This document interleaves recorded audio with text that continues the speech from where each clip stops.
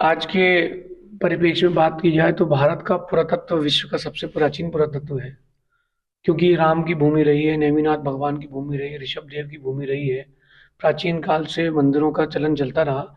और सनातन परंपरा की बात की जाए तो सनातन परंपरा में ही मूर्तियों का पहले से ही निर्माण और अवशेष प्राप्त थे।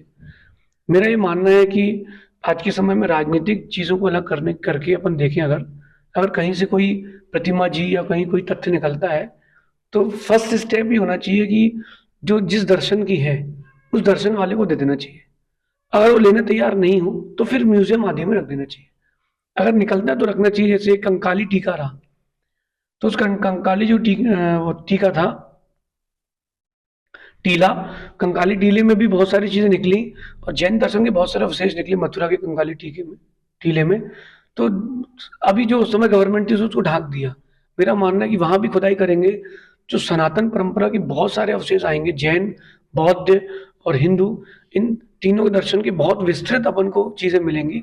और गवर्नमेंट को मेरा व्यक्तिगत मानना है कि उसी संप्रदाय को देना चाहिए, क्योंकि चीज तो उनकी है। थोड़े दिन बाद भी निकली हो लेकिन हकदार तो वो ही है। साहब, कुंभ, भारत देश का कुंभ पूरे विश्व में अपने धर्म तत्व को लेकर प्रसिद्ध रहा है। ऐसे में कुछ सनातन धर्म के ऋषि इस बात के लिए आह्वान कर रहा है कि मुस्लिमों को वहाँ जगह ना दी जाए।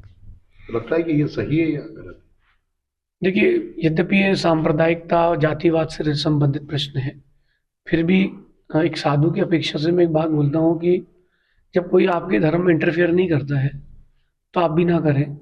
और कोई जब आपके धार्मिक अनुष्ठानों में विघ्न नहीं करता है तो आप भी ना करें। अगर आपके यहाँ प्रवेश हो तो आप दूसरे के यहाँ प्रवेश कर सकते हैं, आपके यहाँ प्रवेश नहीं है तो आप दूसरे के यहाँ प्रवेश नहीं कर सकते। कई बार ये होता है कि चंद बुरे लोगों के कारण कुछ अच्छे लोग भी बदनाम हो जाते हैं। तो मेरा मानना है कि हमने भी बहुत सारे मुस्लिम संप्रदाय के साथ व्यापार किया है। बोहरा जो समाज बहुत अच्छी समाज है, लेकिन कुछ आताताइयों के कारण पूरा ही कौम बदनाम हो जाता है। तो अपन इस बात पर थोड़ा सा गंभीरता से निर्णय लें।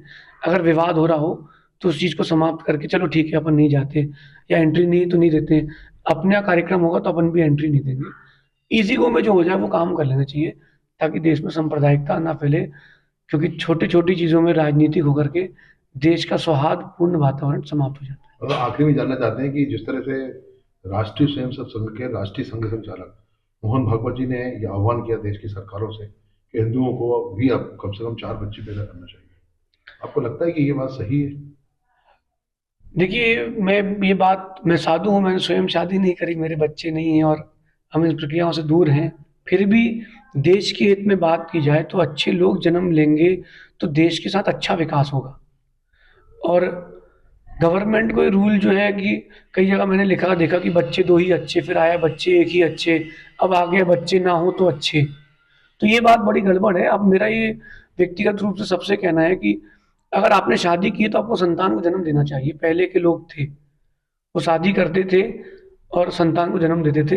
अगर आप धर्म की नीति की बात करो तो अगर शादी की गई है वासना के लिए तो वो शादी नहीं है। शादी की गई है सनातन धर्म में संतान को जन्म देने के लिए, तो ही वो शादी है। राम के ही आप चरित्र को देख लें, भले ही उनके पिता की कितनी भी शादी हुई हो लेकिन भाई चार थे। और भी अपन अन्य जगह देख ले, कौरव 100 थे, पांडव 5 थे। तो पहले संतान और बहु विवाह का प्रचलन था। संतान जितनी होंगी उतना अच्छा है, क्योंकि शादी जो की जा रही है वो संतान को जन्म देने के लिए की जा रही है, वासनाओं के लिए शादी नहीं की जा रही है। आप देखो कि शादी तो कर लेते हैं, जो शादी करके एक ही बच्चा 2 बच्चे कर रहे हैं, क्या वो ब्रह्मचर्य व्रत से रहते हैं? अगर ब्रह्मचर्य से कोई रह रहा है तो आप शादी करने के बाद भी बच्चे नहीं भी करो तो भी कोई बाधा नहीं। लेकिन अगर आपने शादी की है तो आपको कम से कम 4-5 संतानों को जन्म देना ही चाहिए, क्योंकि आने वाले समय में अच्छे लोग नहीं रहेंगे तो बुरे लोग उनको दबा के रखेंगे।